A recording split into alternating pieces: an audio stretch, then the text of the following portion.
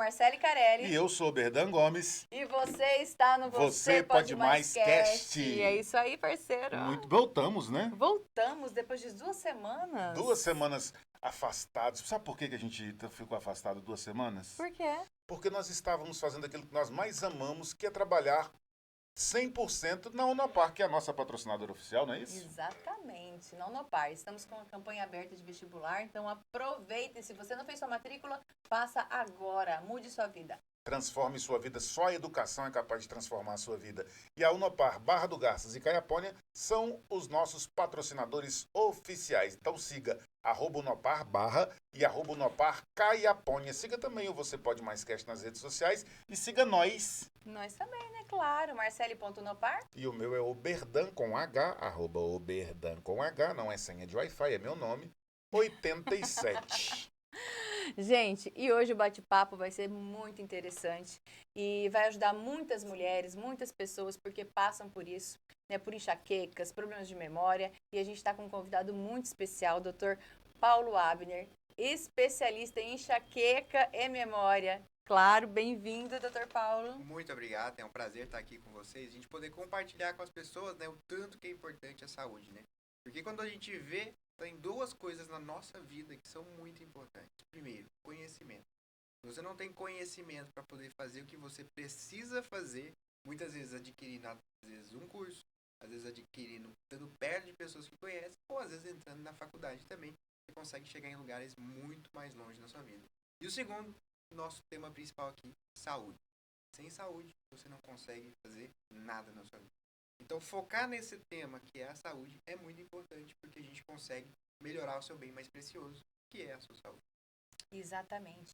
E mesmo porque quem estuda, gente, fica muito tempo fazendo leitura, tem muitas queixas também de enxaqueca, né? Eu me recordo que minha filha, quando eu fazia faculdade, ela vivia tendo crise de enxaqueca, reclamava, ficava no quarto escuro, nossa, ia para o hospital.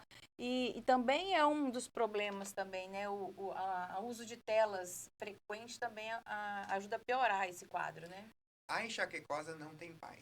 Quando ela entra numa faculdade para poder fazer, às vezes, um estudo, ela começa a ter muitas dores de cabeça por 3 coisas. Principalmente, ela por conta da postura. A postura errada, olhando muito para baixo, olhando para o celular, para a tela. Ou, às vezes, lendo o livro assim, já atrapalha as dores de cabeça. A segunda coisa que prejudica demais as dores de cabeça é o estresse. É claro que as faculdades tendem a cobrar os alunos, isso é normal, e o estresse, às vezes, dá dor de cabeça. E o terceiro, que toda enxaquecosa esquece quando começa a estudar, é deixar a água do lado. Tem que tomar água, porque melhora o raciocínio, melhora a memória e diminui as dores de cabeça. Doutor, mas a gente já começando a falar de enxaqueca, de tela, e a gente já foi para as dicas, mas antes a gente nem sabe ainda, não falamos de onde é que ele veio, para onde é que ele vai, a especialidade dele. Hoje, sua especialidade médica clínica é neurologia? Neurologista. Eu sou neurologista, sou nascido e criado em Barra do Garças. Nasci em Aragarças, mais precisamente, né? Mas minha família sempre é daqui. E aí eu fui estudar fora e logo fiz a residência médica em neurologia em Goiânia, pela Santa Casa de Misericórdia. E por conta até da minha esposa, me especializei nas dores de cabeça, principalmente nas enxaquecas. Eu vi o tanto que ela sofria, tanto que tem mulher que sofre por conta de dor de cabeça. E é uma doença que muitas pessoas às vezes acham que é frescura. Porque é uma doença invisível. Imagina assim, você tem dores de cabeça, no seu exame não aparece nada, você morre de dor de cabeça, fica incapacitada, o cheiro incomoda, a luz incomoda, barulho incomoda, e mesmo assim você sofre julgamento. Então, com certeza é a área que eu mais me especializo. Hoje a gente tem aqui em Barra do Garças, atendendo toda a região, o primeiro Instituto de Dor Crônica e Enxaqueca, Instituto Abner, que a gente vem trazendo uma abordagem muito mais multidisciplinar para abordar várias vias dentro da neurologia, que é muito importante. Uma das coisas mais importantes quando a gente fala em neurologia é a alimentação. E a alimentação hoje ela é muito precária. Hoje a gente come várias coisas processadas, industrializadas, não tem tempo para comer, não aprecia a comida, fica às vezes na tela, e isso interfere diretamente no nosso cérebro. Então, muito importante a gente ter noção disso. Por exemplo, eu tenho uma questão, eu como muito rápido, sempre comi muito rápido, tento mudar esse hábito horroroso, mas não consigo não comer rápido. A Marcela e a gente viaja junto às vezes e ela mesmo falava assim, você tá comendo rápido demais, a minha esposa, então, Você já comeu? Eu como muito rápido. E eu percebo que, às vezes, quando eu acelero mais ainda, não tem esse trato de mastigar o alimento da maneira que eu deveria. Não sei, quando ele bate no estômago, a cabeça, na hora, dói. Tem alguma correlação também, até a forma com que a gente deixa de se alimenta rápido ou se alimenta mal, e se alimenta de qualquer jeito, com enxaqueca também, ou com dor de cabeça? Quantos quilos você tem hoje? Hoje eu tô com 97 quilos. Eu vou ensinar você a perder 5 quilos naturalmente, é uma coisa mais fácil, uma técnica muito simples. Você simplesmente vai montar sua mastigação. Quando você começa a comer muito rápido, você começa até a engordar. Por quê? Quando você não deixa o seu cérebro processar todos os hormônios da saciedade, você come mais do que deveria. E aí, quando você está mastigando, você já está dando indícios para o seu corpo, para o seu cérebro, que você vai receber um alimento. Se você joga muito rápido, a digestão já vai ficar ruim, você vai comer mais do que deveria. E só de você ativar essas vias da saciedade, você já consegue perder peso. E com certeza, a alimentação é um dos pilares mais importantes no controle da enxaqueca. Quando você come alguma coisa muito rápido, come uma coisa que tem nitrato. O que é um nitrato? Basicamente, quando você come os alimentos proibidos para enxaqueca, que são sim, salsicha, que é um alimento que tem nitrato e é um processado também, e ele, quando bate no nosso estômago, ele vai gerar nitrito e vai dilatar o cérebro, vai dilatar os vasos sanguíneos do cérebro. A gente tem principalmente o miojo, que é o macarrão com pior qualidade possível que a gente tem, que também vai doer a cabeça. A gente tem a combinação ainda dos dois, miojo com salsicha, que eu quero morrer com esse. Quando a pessoa pega miojo e salsicha, e se ela jogar molho shoyu, que também é, e também glutamato, dá muita dor de cabeça. Então, essa combinação, molho shoyu, são alimentos que dão muita dor de cabeça. Engraçado, né? Eu tinha uma amiga, tenho uma amiga, né? Que a mãe dela tinha crises horríveis de dor de cabeça por muitos e muitos anos. E ela descobriu que a carne vermelha é que dava enxaqueca. Ela cortou a carne vermelha do cardápio, acabou, a mulher curou. Tem relação isso mesmo? Tem fundamento? A enxaqueca, ela é uma doença genética. Então, geralmente, você não está sozinha nessa. Seu pai, sua mãe, sua tia, alguém na família tem essa doença. E aí, cada enxaquecose é única. Cada vez mais a gente vem vendo o fenótipo, que é o jeitão da enxaquecose. Cada uma tem um gatilho, cada um tem um jeito. Tem umas que tem mais intestino preso, tem umas que tem falta de memória, tem umas que às vezes tem muita fadiga em disposição, e tem umas que tem a gatilho alimentar. É claro que a carne é uma raridade ser, principalmente, gatilhos para enxaqueca. Principalmente alimentos que são processados são mais. Mas tem pessoas que podem ter, sim, com certeza, um alimento específico gatilho, e quando ela consegue retirar da dieta, ela consegue amenizar. E é claro que a gente tem estratégias, por exemplo, a pessoa comer carne e não ter dor de cabeça, comer um doce e não ter dor de cabeça. Por exemplo, ela às vezes não precisava parar a carne, mas se ela às vezes colocasse um pouco de fibra na alimentação, um carboidrato de mais longa absorção, ela conseguiria evitar às vezes o que ela tinha. Às vezes ela tem uma desbiose, um problema intestinal, que às vezes não aceita a carne. Então, não necessariamente a carne seria vilão. É claro que ela optou pelo radicalismo de tirar e melhorou. Mas, às vezes, tem outros caminhos que ela não precisa se privar. E também é um fato bem curioso, inclusive acontece comigo, né? Eu não sei se a pressão dá dor de cabeça, se a dor de cabeça aumenta a pressão. Fica essa relação, né, de amor e ódio entre as duas. Foi assim, quem que foi que causou o problema? Foi você pressão, foi você dor de cabeça. Exato. E aí? É uma ótima pergunta. Então, pressão alta dá dor de cabeça ou é a dor de cabeça que dá pressão alta? Basicamente, a gente tem que, quando você está com dor, você vai liberar mediadores que vão aumentar a sua pressão. 90% das vezes é a dor que aumentou a pressão. Raramente que você vai ver pessoas que têm pressão alta tendo dor de cabeça. Porque a hipertensão, que tem aquela famosa dor na nuca, isso acaba sendo já um mito. A gente vê que a maioria estava com alguma dor, algum desconforto, e por conta disso a pressão subiu. E é claro, monitorizar a pressão é uma das coisas mais importantes para você ver se a pressão está ficando alta mesmo. Porque a pressão alta é uma doença silenciosa. Ela geralmente não dá dor. Geralmente a enxaqueca é a bandida do negócio. Ah, A enxaqueca, na verdade, ela pode não ser a causadora, quer dizer, a pressão não pode ser a causadora da enxaqueca, mas a enxaqueca pode elevar a pressão, porque quando a gente está com dor, a gente fica descompensado, começa a doer qualquer coisa na gente, a gente pode. E não precisa nem ser só a pressão, no caso.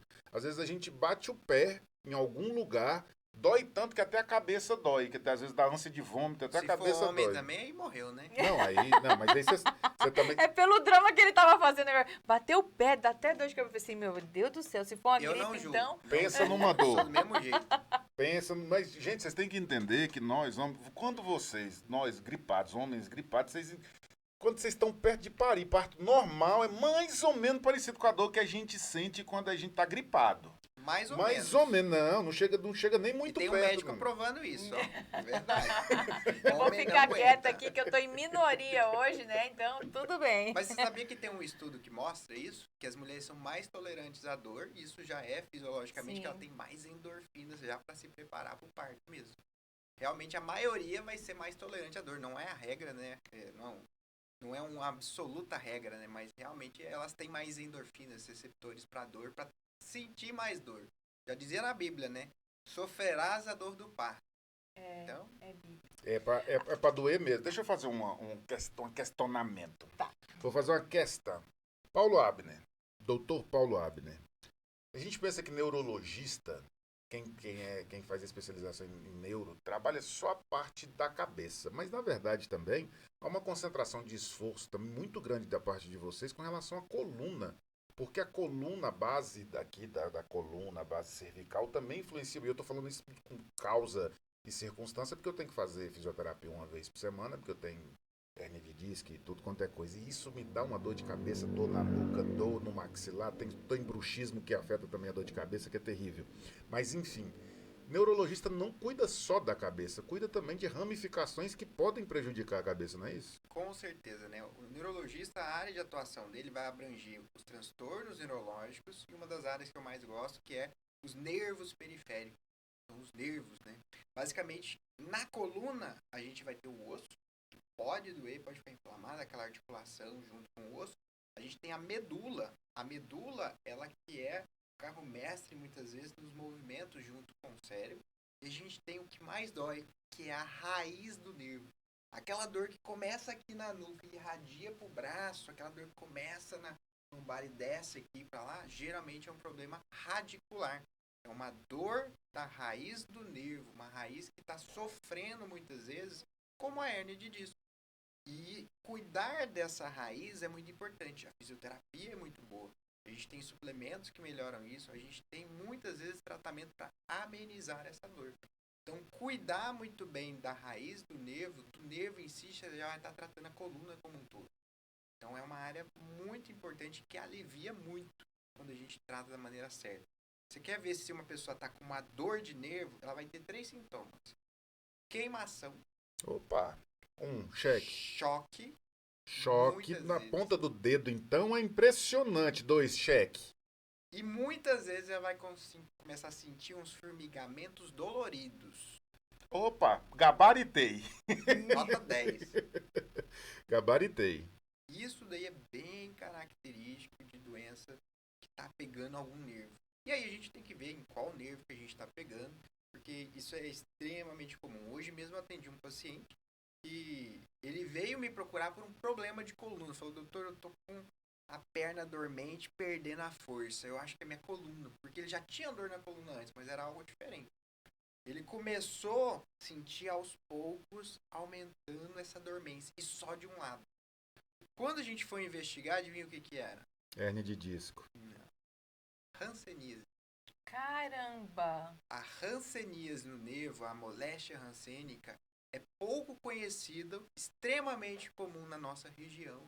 E ela começa a 10% da forma dela a ser puramente neurológica, puramente pegando nervos periféricos. Então ela começa a ter uma desmineralização e começa a ter esses sintomas de nervo. Choque, dormência dolorida, queimação. Então investigar além só da coluna é muito importante também os nervos. E aí, você falou dessa parte da suplementação, né? Qual é a suplementação, então, adequada para casos de mulheres enxaquecosas? Isso é genérico ou é bem individual? A pessoa sofre de enxaqueca, tem um suplemento que é bom e barato, que é muito fácil de resolver 90% das enxaquecas de todas as mulheres. Basicamente, é o magnésio. O magnésio, ele é responsável por diversas reações enzimáticas no nosso corpo. E, inclusive, ele tem várias apresentações. Não quer errar, o magnésio quelado, 500 miligramas à noite, resolve a maioria dos problemas enxaquecoses. Porque ele é um suplemento que ele vai ajudar em todos esses processos neurológicos, amenizando os dias de dor e a intensidade da dor. Porém, nós podemos também fazer, com certeza, uma suplementação individualizada. A gente tem vários suplementos que podem ser utilizados no combate às dores de cabeça.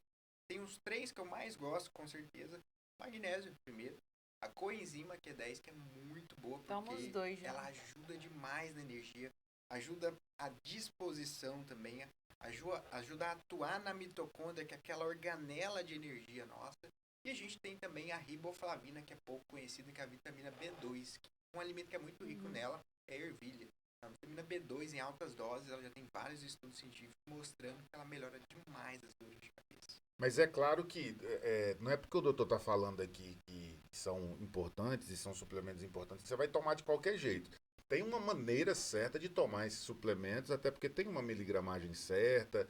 As pessoas precisam antes também se preocupar em não sair comprando, e sim procurar um especialista, né, doutor, e ver, porque tem toda uma especificidade esses benefícios que trazem por esses suplementos, na verdade? Com certeza, são ferramentas, estratégias que a gente pode utilizar num tratamento. É importante as pessoas saberem que dentro dos tratamentos neurológicos, você pode usar remédios controlados, você pode usar remédios mais naturais, você pode trazer estratégias que não envolvem remédio. Uma das coisas que mais melhora quem morre de dor de cabeça, muitas vezes não está envolvendo nenhum remédio. Basicamente, é uma terapia que a gente realiza com temperaturas. Uma compressa morna na nuca na hora da dor com uma gelada na testa ajuda muito. Você ainda pode fazer um escalda-pés quente. Existe um estudo de 2017 que mostra que a gente consegue aliviar as dores de cabeça através dessas terapias térmicas. Porque isso vai atuar em toda a vasogênese. A terapia quente vai dilatar o vaso, a fria vai dar uma diminuída. Olha que fantástico. Mas peraí, eu preciso falar um negócio. Na hora que ele falou, vocês viram que eu ri, né? Ainda vem besteira, né, Não, Verdão? é porque Pelo amor de minha avó Deus. falava assim, ó, quando você estiver jogando bola aí, não abre a geladeira, não, porque senão você fica torto. Aí vem você, doutor, em 2024, falar pra mim que você pode colocar uma bolsa quente na nuca, outra gelada na testa, que a gente não vai entortar, que tá tudo bem. Mas às vezes entorta é pra eu gerar mais paciente pra mim, né? Mentira, né? Não. Então, ele tá falando, Marcelo, Vai ele chegar tá um monte de gente, vai chegar um monte de gente com a boca torta, doutor. E ele vai pro neurologista mesmo. Ele tá legislando em causa própria.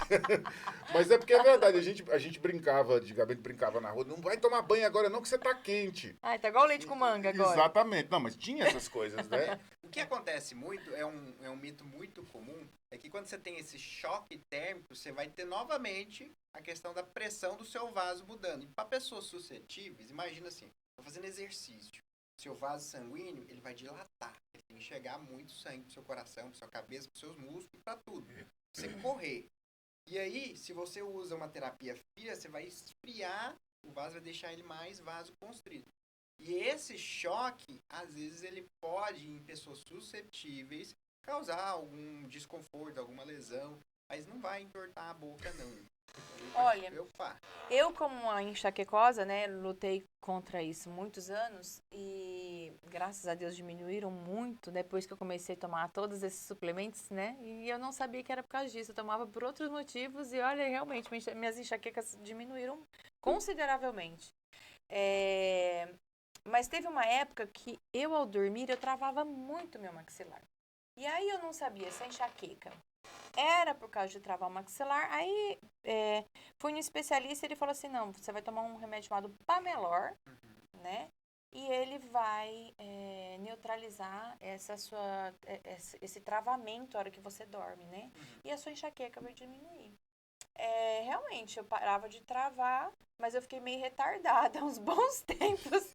Tipo assim, você falava pra mim, tava tudo bem. Eu fiquei a pessoa mais zen do Você ficou um mundo. pouquinho para daqui a pouco. Não, eu fiquei muito pra daqui a pouco.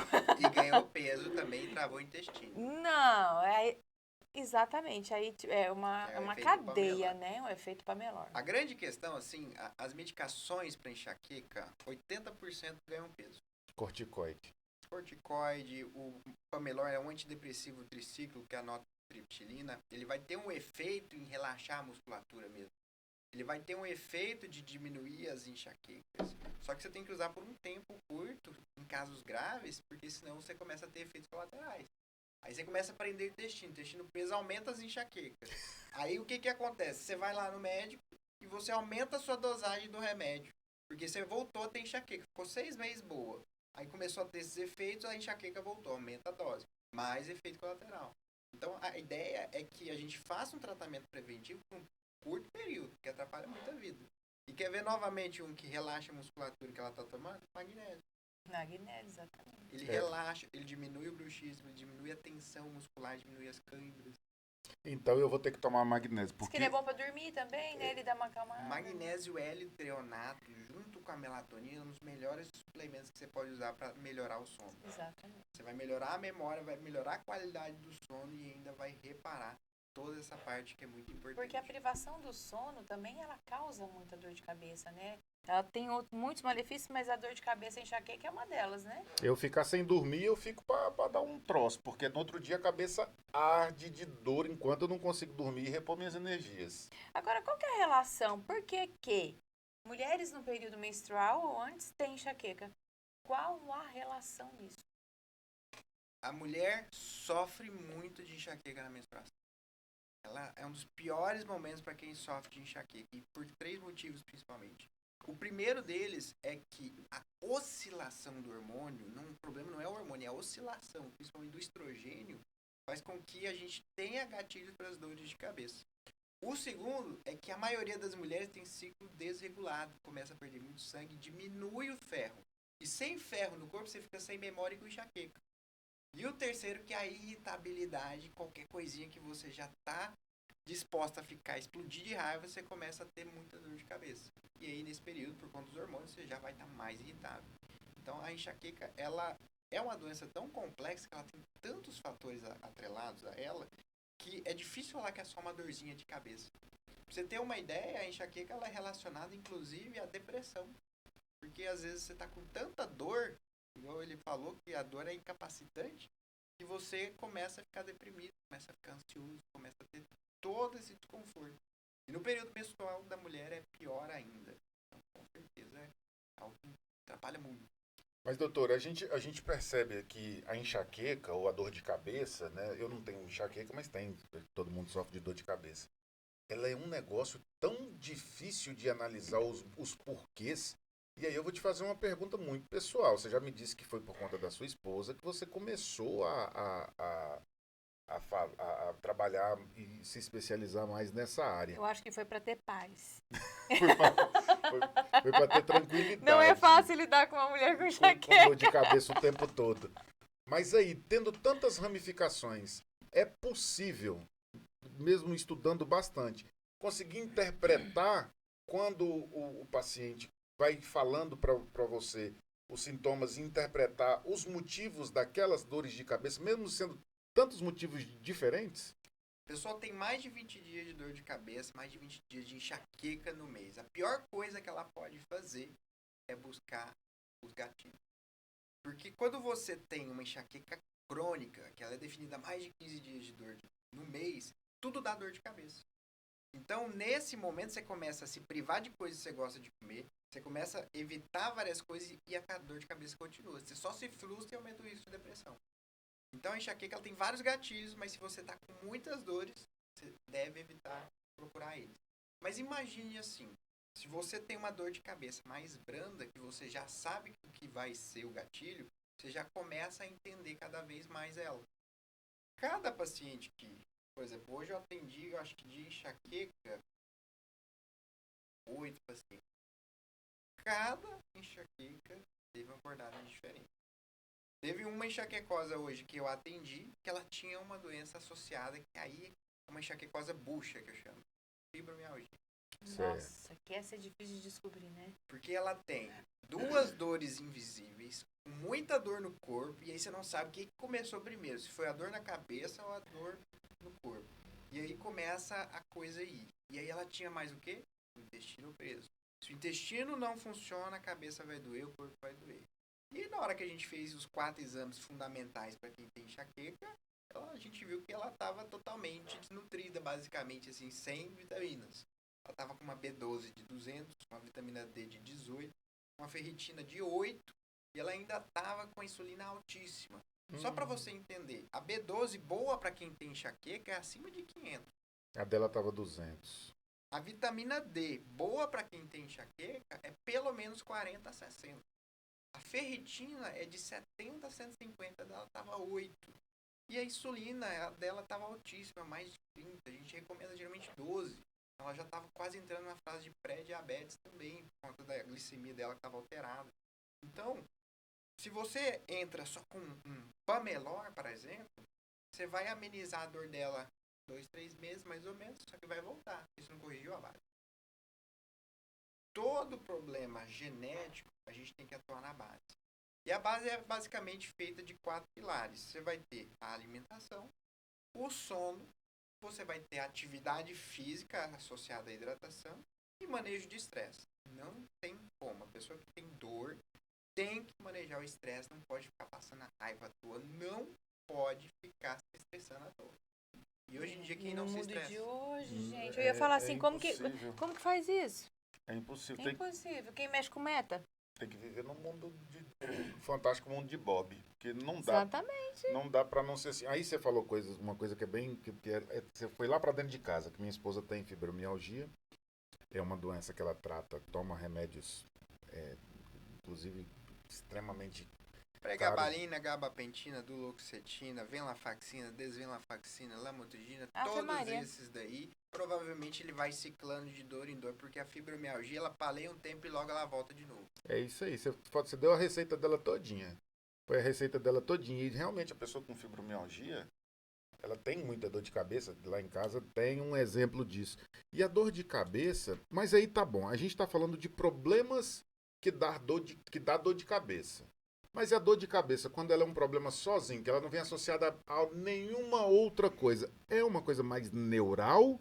Ou tem que ser investigado mesmo, aí tem que fazer ressonância para poder investigar uma coisa lá dentro? Que a gente falou, por exemplo, você falou das faltas de vitaminas, falou da fibromialgia, falou do intestino preso que dá dor de cabeça, falou do alimento que dá dor de cabeça, mas e a dor de cabeça quando ela não vem associada com mais nada? É só dor de cabeça? Ou não é possível isso? Ou isso não existe? A causa mais comum de cefaleia, que é o termo médico para dor de cabeça, não é a enxaqueca. A enxaqueca ela tá top 2. A principal é a cefaleia tensional do tipo tensão, que é a que aperta aqui, parecendo que tem um capacete. E ela também está muito envolvida, principalmente com o estresse. Às vezes problemas na coluna, podem ser gatilhos em alguns pontos. E ela geralmente não tem uma causa, geralmente dias fadigados e tudo mais. Só que tem 3 sinais de alarme para a pessoa que está com dor de cabeça, que ela tem que ir no médico, gente, que pode ser algo extremamente grave. Porque a dor de cabeça, às vezes, não é enxaqueca, pode ser algo além da enxaqueca. Por isso que a gente faz ressonância. Primeiro sinal, a pessoa acordou com dor, 2, 3 da manhã, com a pior dor de cabeça. A gente chama de cefaleia entreovoada. Ela tem que buscar ajuda. Pode ser um aneurisma rompendo, pode ser alguma outra causa, por exemplo, a apneia do sono pode dar isso. O segundo sinal é que ela, às vezes, começa a ter, principalmente, febre. Enxaqueca não dá febre. Mas dor de cabeça dá febre? Dor de cabeça com febre pode ser uma outra causa. Ah, sim. Pode ser meningite, pode ser até a dengue, pode ser, às vezes, uma encefalite. Então, a enxaqueca nunca vai causar febre. A febre, ela está mostrando que tem uma doença infecciosa e, em alguns casos, inflamatória. Mas, nesse caso, deu dor de cabeça com febre, tem que buscar ajuda. Na maioria das vezes é algo brando, não é uma meningite, não é algo nisso. E, com certeza, um sinal que a pessoa tem que buscar o quanto antes, quando tem dor de cabeça, é perda de movimento. Existe a enxaqueca com aura hemiplégica familiar, que que é um tipo de enxaqueca terrível, porque parece que a pessoa tem um AVC antes da dor. Ela literalmente para de mexer um lado do corpo, hemiplegia totalmente de um lado, e depois vem uma dor de cabeça fortíssima. Só que diferente do AVC, na maioria das vezes, ela já vai sentir voltando o lado do braço. O AVC não volta. E aí, imagina, é aterrorizante. Você não consegue mexer um lado do corpo, depois vem uma dor de cabeça terrível com muita náuseas e vomita. A pessoa já tá morrendo. Morreu. AVC. Então, a enxaqueca, ela tem essas peculiaridades desse tipo. E tem esses sinais de alarmes que a gente precisa sempre investigar. Então quer dizer que se você acordar de madrugada com uma dor insuportável de dor de cabeça, tem que correr pro médico. Corre. Tem que correr pro médico. Tem que Ave investigar. Maria, gente. Uma que eu não falei aqui, que eu acho que é muito bacana. Essa daqui, tem censura aqui ou não? Não, a censura aqui é livre. Sem censura. A pessoa foi namorar, foi fazer coisinhas e doeu a cabeça, tem que prestar muita atenção. A cefaleia relacionada à atividade sexual, ela é extremamente incapacitante e precisa ser investigada. Enxaqueca pode dar dor de cabeça se você começar a relação e logo chegar principalmente no orgasmo. Mas na hora que você começa a namorar e ter essa relação e tem dor de cabeça só com isso, tem que investigar. Então, dica do dia, gente. Se você foi namorar com seu namoradinho, deu dor de cabeça, larga ele. Ele é o problema. Troca o namorado, Às vezes é a chifre, namorada. né? Às vezes nem toda dor de cabeça é enxaqueca, tem chifre também, né? Pode ser também, mas É um sintoma, é um indício de que você tá no caminho errado. porque o cara já começou a te dar dor de cabeça no namoro. No namoro, Na você hora que você imagina. vai, na melhor hora do dia, você vai ter dor de cabeça. E são realmente assim, são coisas que é importantes você falar como um especialista na área que vai ficando alertas. né? Nunca pensei nisso, gente. É claro, às vezes a gente acorda mesmo de madrugada com dor de cabeça, eu sou cagão. Então se eu acordar de madrugada com dor de cabeça, eu vou no hospital mesmo, não quero nem saber, porque eu não vou. E daí, geralmente, quando eu acordo com dor de cabeça, a cabeça dói bem aqui, aí eu chego lá no hospital, a pressão geralmente está um pouco elevada. Ai, gente, eu tava sozinha essa semana, eu fiquei preocupada por causa disso. De madrugada, eu acordei, te falei, Berdão? Falou. Eu acordei com uma dor insuportável que eu tinha sentido quando eu tinha ganhado a Helena, há 6 anos atrás, que eu tive um pico de pressão 20/10. No segundo dia, quando ela nasceu. E eu senti a mesma dor na madrugada. Eu acordei, só tava eu e ela. E eu falei assim, meu Deus, tá alta a pressão. Vai me dar um negócio. Eu falei assim, não posso nem ficar nervosa, né? Eu fui em todos os recursos que eu tinha na minha farmácia pessoal. Tomei remédio pra dor de cabeça. Aí eu tomei um relaxante muscular, um remédio pra pressão e um calmante. Coloquei meditação, falei assim, agora eu vou dormir. Se for pra viver, eu vou ficar viva amanhã de manhã. Amanhã eu acordo, né? Amanhã eu acordo. Amanhã ver o que faz. Fui relaxar, respirei. Passou em 20 minutos. Em 20 minutos. Passou, dormi, acordei bem, tô vivo, tô aqui. Tá Deu- tranquilo. Por enquanto deu certo. Mas não façam isso, vá ao médico. Mas não faça isso, gente. Fiz errado. Devia ter imagina, procurado você um misturou médico. 4 remedinhos bons, né? Porque ou te matava ou curava mesmo. Não, né? Porque aí- colocou um analgésico, um relaxante muscular, um calmante e um pra pressão. O calmante já baixa a pressão, aí você baixa mais um pouco. O Exatamente. analgésico às vezes baixa também. O relaxante termina de relaxar. Dormi. Ou parte ou vai, ou fica mesmo, né? Mas Deus cuida. Deus cuida. Meu Deus, ele cuidou, graças a Deus. Bom tema pra gente abordar, automedicação. Porque a pessoa que tá com enxaqueca, tá ali sofrendo, igual você falou, não é normal a pessoa ficar 20 dias, mais de 20 dias com dor de cabeça. Não é normal a pessoa ficar 2. Então o que acontece? Tô com dor de cabeça hoje, vou lá, tomo um Anadol. Tô falando Anadol porque vende no mercado. Vou lá, tomo um Anadol. Aí 2 dias, vou lá, tomo 2 Anadol e um relaxante muscular. Essa automedicação, porque eu já ouvi muitos médicos falando que quando a gente medica, se automedica, principalmente a gente tá mascarando a dor, a gente não tá indo na raiz do problema. Quão é perigoso essa automedicação, principalmente para quem sofre essas dores que são tão importantes? Uma coisa que me irrita demais da conta é quando a pessoa vai lá com enxaqueca na farmácia e alguém entrega para ela um Cefalívio. O Cefalívio ou enxaque, que é um remédio muito conhecido para enxaqueca, é uma combinação mortal para quem sofre de enxaqueca para cronificar ela. Olha só. Porque o que acontece? Você tem lá um remédio que tem uma dipirona,zinha, uma dosezinha bem baixinha, tem cafeína, que quem tem enxaqueca, excesso de cafeína prejudica a dor, vai deixar ela mais viciada no remédio, não vai resolver. E ela tem a ergotamina, que é um remédio muito antigo, que se usado em excesso pode até ocluir, às vezes, algum vaso, risco de AVC. Então é um dos piores remédios. Automedicação nunca vai ajudar quem sofre de enxaqueca, só vai cronificar a dor.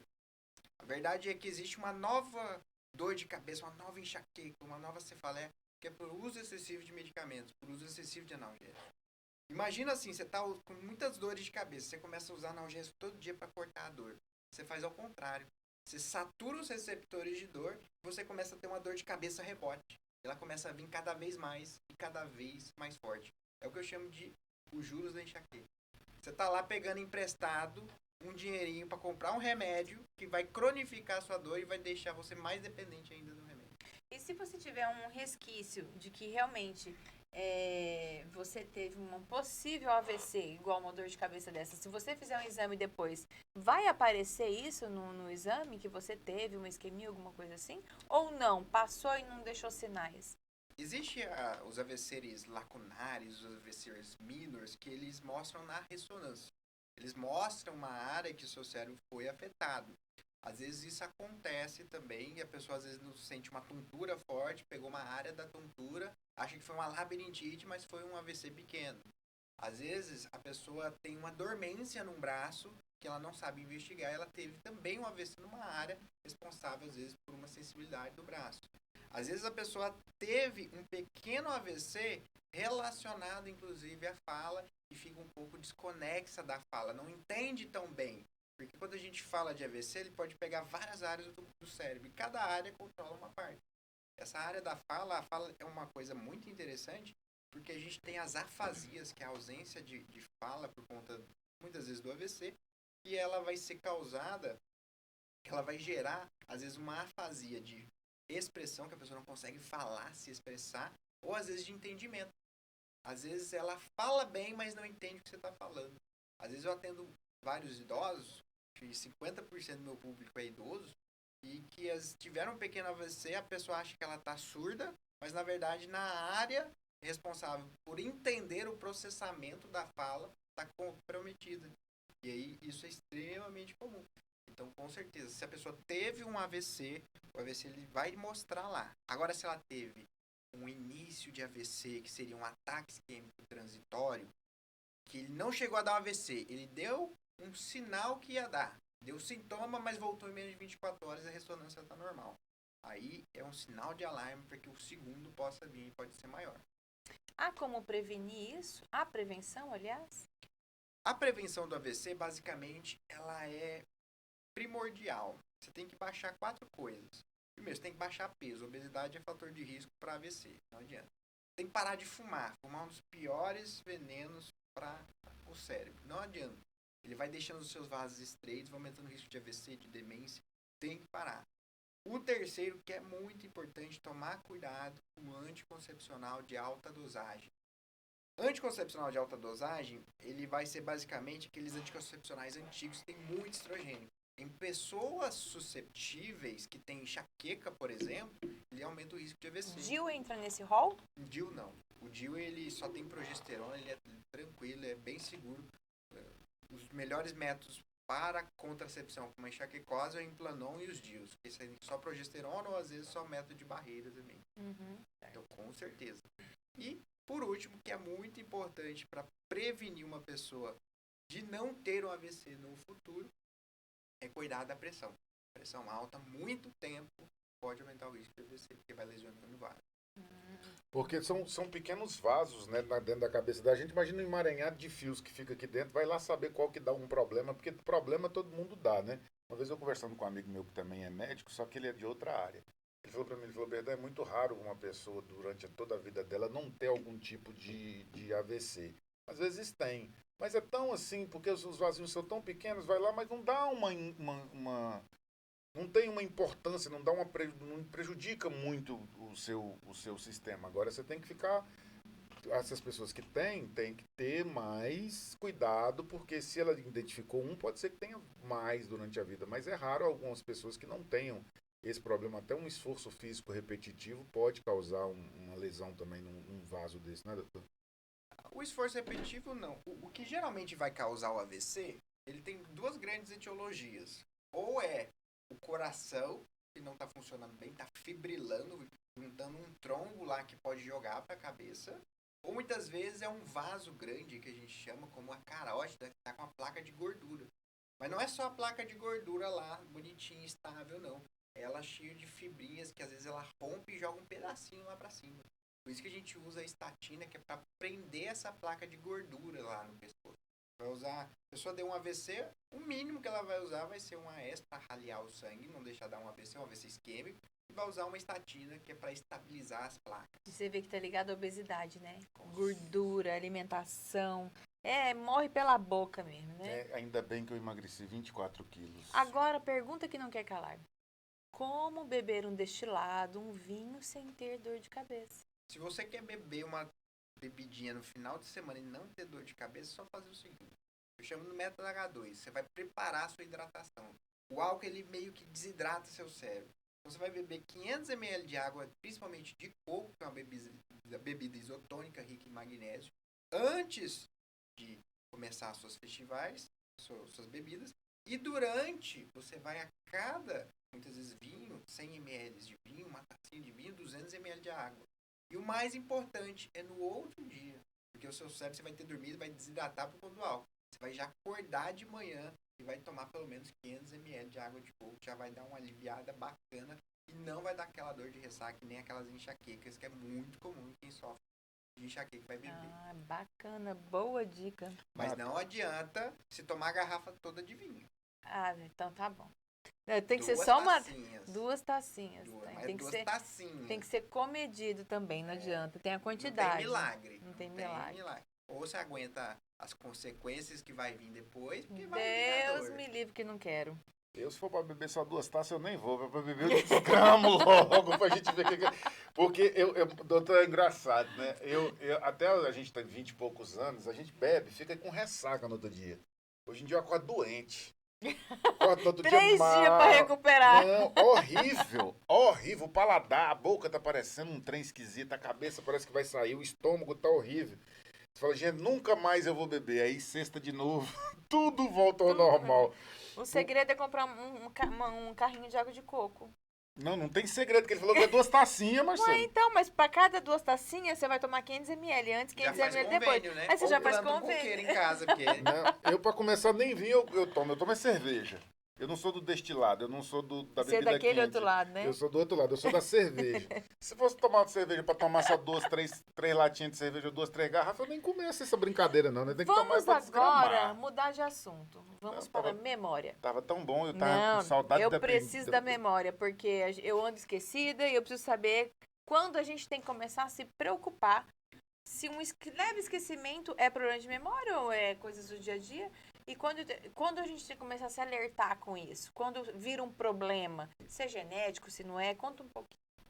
Tem 3 sinais de alarme para quem está com perda de memória que pode estar desenvolvendo começo de Alzheimer. O começo de Alzheimer, que é o comprometimento cognitivo leve amnésico, ele está muito relacionado à memória em si. Você começa a ter uma dificuldade em gravar as coisas, de pequenas coisas recentes, mas lembra muito bem do passado. Então, se você tem uma dificuldade de fixar aquelas coisas mais iniciais, é importante ir no médico. Se você começa a se perder nos lugares, coisas que você já está habituada, essa desorientação espacial, ela é extremamente comum em quem sofre de Alzheimer. Então, tem que investigar também. E uma das coisas mais importantes é se você conseguir fazer coisas facilmente e hoje não consegue fazer mais. A disfunção executiva. Às vezes você conseguia amarrar, às vezes, o tênis muito rápido, hoje te começa aquela dificuldade. Você começa, às vezes, a abotoar um botão, fazer uma abotoadura muito fácil e hoje já está difícil. Então, esses sinais de alarme tem que ir no médico.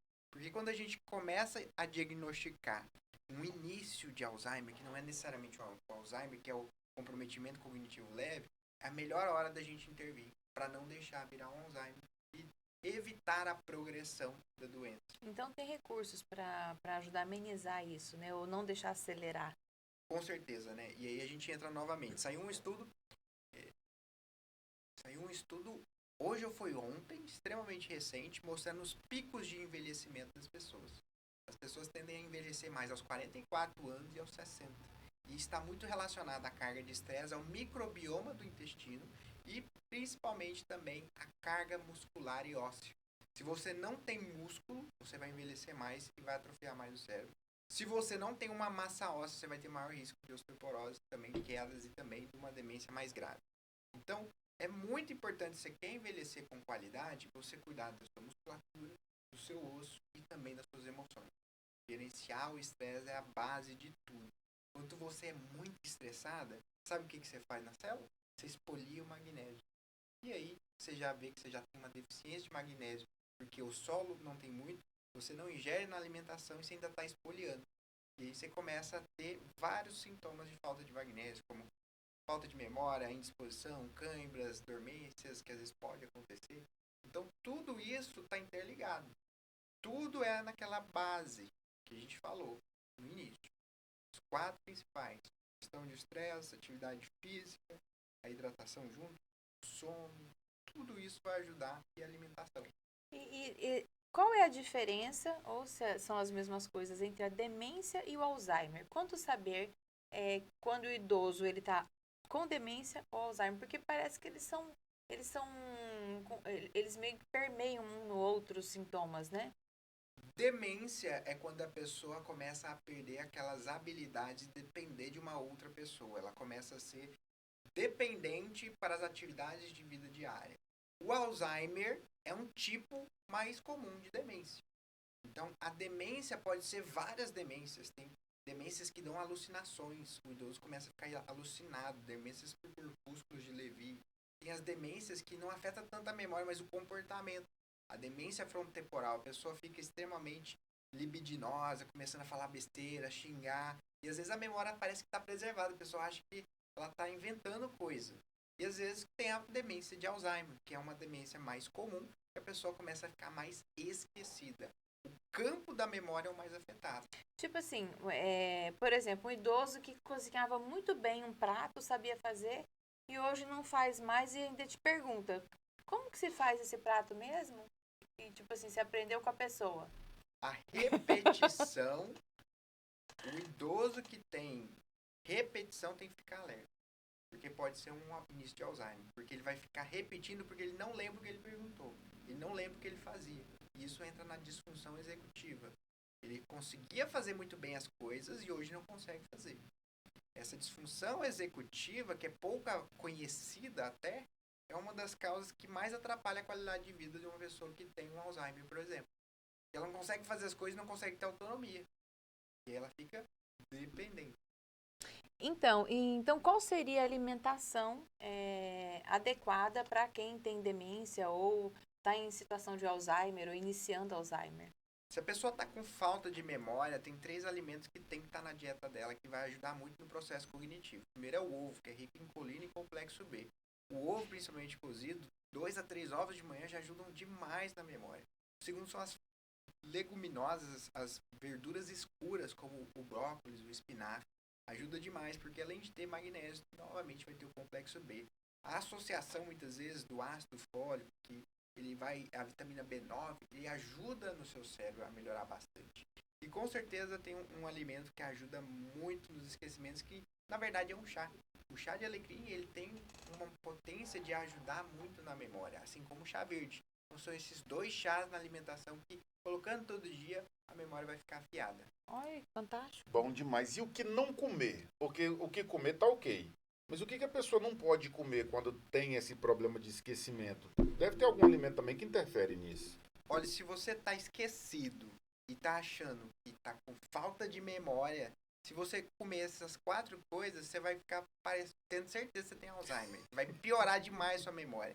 Esses 4 alimentos pioram muito a memória. Primeiro, processados e industrializados. Quanto mais processado aditivo químico, pior para o seu cérebro. Segundo, excesso de açúcar. O açúcar em excesso, ele é uma droga viciante. A gente tem que tomar muito cuidado com o excesso de doce. O doce, ele tem essa capacidade, ele é um dos piores que tem para o cérebro, até às vezes maior do que o álcool, que é o nosso terceiro, que danifica o cérebro. O álcool, ele não tem dose segura dele. Não tem como você falar, vou beber um pouquinho e vai estar protegido o cérebro. Não tem. O álcool degenera o cérebro. E o quarto alimento que piora muito a memória, na verdade não é um alimento, é ficar sem comer.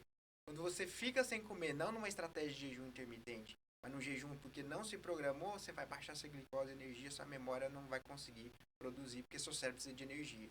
E se você não come da maneira correta, você não vai conseguir ter um processamento bacana.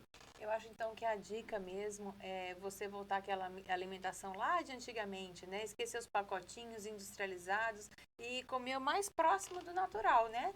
Que teve uma época que se falava assim, não pode comer ovo. Era um ovo por causa de colesterol, pode tomar não leite. pode tomar leite, não pode tomar café também, não pode. E você vê que hoje a alimentação, você falou da minha alimentação, minha base alimentar é essa que você falou. Então, é ovo pra caramba. Lá em casa só tem tio. Né? A minha filhinha, mesmo o café da manhã dela, são 2, 3 ovos no café da manhã, come muita couve, muito brócolis. Então, você vê, é comer o natural, é o fresco, é o hortaliça, é o que tem mais fácil e ainda é barato, né? E eu que odeio ovo, não aguento sentir cheiro de ovo. Mas pra comer fígado. É isso que eu ia te perguntar. Tem um substitutivo? Porque eu... Fígado é ótimo. Eu ótimo amo... pra cabeça, é um dos alimentos mais nutritivos, melhora inclusive as enxaquecas. Eu porque adoro. ajuda muito. O fígado, se você colocar todos os dias um bifezinho de fígado, já tá ótimo. Olha que perfeito, gente. É porque que tem... maravilha. Quem não gosta de fígado come ovo. Eu, no meu caso, eu detesto ovo, cheiro de ovo, gosto de ovo, aspecto Ai, meu de Deus, ovo. eu nunca vi um homem enjoado Não, desse. eu só não gosto de ovo. Eu como, você vê, eu como tudo, eu como verdura, eu como tudo, mas no ovo eu não dou conta. Só Ovo- vai mastigar mais lento agora, né? Não, tem que mastigar, doutor. Eu tenho esse problema mesmo. Eu não como, não, eu devoro. Parece que eu quero ver o fim o mais rápido possível. E para enxaqueca? O que se deve e o que se não deve comer? Tem 4 alimentos que melhoram muitas dores de cabeça, as enxaquecas, que toda enxaquecosa deveria comer pelo menos uma vez na semana. O ovo, com certeza. Ele tá lá na lista, ele é o top 1, porque ele vai ter principalmente colina, vai melhorar a memória, complexo B, uma ótima fonte de proteína. O segundo alimento, que é muito bom também, é o couve. Tem uma receita natural muito boa para quem sofre de enxaqueca. Você vai pegar 500 ml de água de coco, vai misturar com couve, que é principalmente uma leguminosa que é rica em magnésio e vai ajudar muito nas dores de cabeça. 500 ml todo dia de manhã ao acordar. E para melhorar ainda, até diminuir as náuseas, você vai utilizar raspas de gengibre. Fazendo essa receita todinha, suas dores de cabeça vão embora. Mas e aí? O gengibre não sobe a pressão? Não é termogênico? Eu ia Não fazer é essa termogênico? pergunta. O sumatriptano, que é o Sumax, ele tem uma potência equivalente ao gengibre natural. Existe um estudo de 2014 que comprovou a eficácia igual das duas medicações, um de farmácia e o gengibre. O gengibre, ele tem a potência de aliviar as dores de cabeça. E existe muito esse mito que ele vai aumentar a pressão, se ele usado extremamente em excesso. A pessoa que tem medo do gengibre está lá tomando 2 litros de coca. É. Não adianta. Uhum. Então, o gengibre ele pode sim ser utilizado. 300 a 500 ml de chá de gengibre na hora da dor tende a resolver a dor muito. Olha Entendi. só. E eu ia fazer essa pergunta, porque todo mundo fala canela é termogênico, gengibre é termogênico, quem tem pressão alta não pode tomar isso. E aí você fala, gente, E o que mas não consumir de maneira nenhuma? Você tem enxaqueca, tem 3 alimentos que você nunca pode comer porque sua cabeça vai explodir. Primeiro deles, salsicha. Salsicha é um alimento rico em nitrato. Tá no cachorro quente na festinha da criança e vai aumentar as dores de cabeça. Tem que tomar muito cuidado com festa de criança. Segundo alimento é o miojo. O miojo é o pior macarrão que existe. Não vale a pena investir nesse macarrão. O terceiro é o molho shoyu com glutamato de sódio. Ele vai aumentar as dores de cabeça. Mas o mais importante para quem tem enxaqueca é evitar o jejum. Quando você fica muito tempo sem comer, a sua cabeça vai doer. E isso acontece porque a gente começa a ter uma oscilação, principalmente, da nossa glicose. A enxaqueca, ela gosta de rotina. Ela precisa de uma rotina.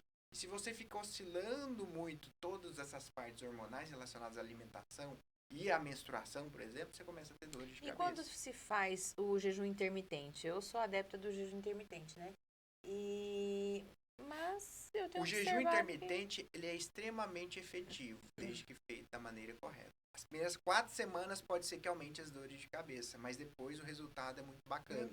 sim. Só que você tem que fazer certo com acompanhamento. Se você só faz um jejum intermitente e achando que...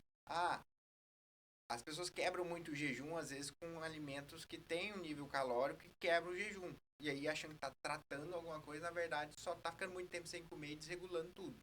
Então, o jejum intermitente bem realizado, ele é benéfico. Mas, é aquela coisa, não pode quebrar o jejum. Ok. E água, Pode falar. Né? Às vezes a água de coco, dependendo dela, se for de caixinha industrializada, vai quebrar o jejum. Até porque essas Exatamente. coisas industrializadas geralmente não eu são. Não nem presta pra acredito nada. nessa água de coco de caixinha, gente. Porque a hora que você pôs na caixinha, já, Aí né, já tem. perdeu o natural, né? Uma alimentação boa pro cérebro é uma alimentação difícil. É uma alimentação que você não tem que tirar do pacotinho ou desembrulhar a caixa. Você quer melhorar a memória, melhorar as enxaquecas, tem que ter uma alimentação que você tem que ter o trabalho de fazer ela. O trabalho de ir buscar na feira ela. Às vezes você precisa buscar no açougue, preparar a alimentação. Preparar uma alimentação, ela muitas vezes, principalmente os temperos mais naturais, ela ajuda muito na memória e nas enxaquecas. Demanda tempo, ainda bem que eu amo cozinhar, estou no caminho correto. Não, você tá perfeita. Você tá Tô top. top. Você Só tá tá top. com uma coisa errada. O cabelo tá preso. Tá preso. Cabelo exatamente. preso é uma das piores Mas olha, coisas pra quem tem diminuir o enxaqueca. rabo de cavalo, Já ajuda. né? Eu tinha a mania do rabinho de cavalo, que meu Jesus amado, não tirava o rabo de cavalo. Agora eu tô colocando as presilhinhas mais soltinhas pra aliviar. Atenção, mulheres. Vou dar uma dica pra vocês, olhando pra vocês. Não quer ter dor de cabeça com o cabelo preso? Faça igual a mim. Eu não vou ter esse problema nunca, doutor. Você sabe por que você sabe por que o cabelo preso piora as enxaquecas? É muito simples. A enxaqueca ela é uma doença genética que tem um componente central e periférico, e tem nervos pericranianos. Quando você amarra o cabelo, faz esse tensionamento, principalmente durante muito tempo, você começa a ativar o gatilho que você está ativando a via periférica. Esse tensionamento crônico começa a ativar as dores de cabeça. Sim, faz todo sentido. Todo sentido. Mas e aí? Você veio aqui, deu um monte de dica legal, falou como a gente pode se prevenir, falou da alimentação, falou das doenças. E eu me identifiquei com alguma dessas coisas, ou com várias dessas coisas, e quero sentar na sua frente, no seu consultório, falar com você, ou te acompanhar nas redes sociais. Como é que a gente faz? Porque nós somos privilegiados, né? Que a gente recebe médicos, a gente tira as nossas próprias dúvidas e junto com vocês aí de casa. Consultas abertas. A gente faz consulta aberta, que tira dúvida da família da gente e tudo. Falou, ó, amanhã vai um neuro lá, pode falar tudo que você tem dúvida que eu vou consultar com ele. Só não dá a receita, mas a consulta a gente faz. Quase mais de hora de consulta nós já estamos aqui. Mas e a pessoa que não tem esse privilégio como nós aqui de ter te recebido hoje, e muito obrigado pela presença, como é que faz pra te achar, doutor Paulo Abner? Ó, eu tô em todas as redes sociais. Você vai colocar lá, Dr. Paulo Abner, enxaqueca, você vai me achar no Instagram, vai me achar no TikTok e no YouTube. No YouTube, principalmente, falando muito sobre memória, hábitos, exames. No Instagram, a gente sempre trazendo conteúdo para as enxaquecoses e no TikTok também. Gente, as dicas são fabulosas. Podem seguir as redes sociais, porque lá tem muita dica sobre alimentação. Muito do que falou aqui, tá tudo lá e é feito com muito carinho. Tira dúvida mesmo, se inscreve lá no canal, começa a receber, né, que você vai se curar. E o consultório? Aí a gente está vendo suas páginas, seu Instagram, gostei demais. Quero marcar uma consulta com você. Você falou que tem um Instituto Abner, não é isso? Dor crônica e enxaqueca. E onde é que ele tá? Como é que funciona pra gente poder marcar uma Maravilha. consulta? Para quem quer marcar uma consulta comigo, eu atendo online. Muitas pessoas do Brasil até fora do Brasil e atendo presencialmente aqui em Barra do Garça, Mato Grosso. No Instituto Abner, na Rua Liberdade 343. O número é muito simples, 669-8405-1100. Para quem quiser agendar uma consulta, seja ela online ou presencial, é só entrar em contato. E também nas redes sociais, vamos ter lá tudo certinho. Excelente, muito bom. Muito bom, hein? Que papo. Nossa, que papo bom, doutor Paulo. Adorei, tirei muitas dúvidas. Fiquei preocupada com outras coisas também. Acordar 3 horas da manhã, você pode me ligar. Eu vou meio que correr atrás do prejuízo agora. Vou agendar uma consulta. Porque eu preciso ir, né? Vou lembrar de ligar para meu amigo, né, Berdan? Na hora que dá madrugada, né? Meu Deus. Vamos fazer o seguinte, vamos consultar junto? Né? Se morrer, já vira cúmplice, né? Tá falando? Não me liga não. Não me liga não, você tá vendo aí, ó. Vira cúmplice. Não, além Ela de... ligou pra pessoa, às vezes falou alguma coisa que chateou, ela morreu. E vai, ó. Ave Maria. Vou ligar pra Daniela, então. Não, você ligar pra Daniela, ela que vai presa. Aí você me perdi a mulher por sua causa. Não, larga isso de mão. Doutor Paulo Abner, muito obrigado pela Eu sua que agradeço o presença. convite. Gostou do nosso papo? Muito bacana, com certeza. Vixe, voltarei mais vezes. É isso mesmo, nossas portas estão abertas para que você possa voltar muitas e muitas e muitas vezes. Exatamente. Siga o Dr. Paulo Abner nas redes sociais, siga da gente também no Você Pode Mais Cast, que é um prazer ter você aqui. Bora, né, Marcele? E bora, né? Bora, muito obrigada, foi muito bom, gente. Um beijão e até a próxima. Tchau, tchau. Até mais!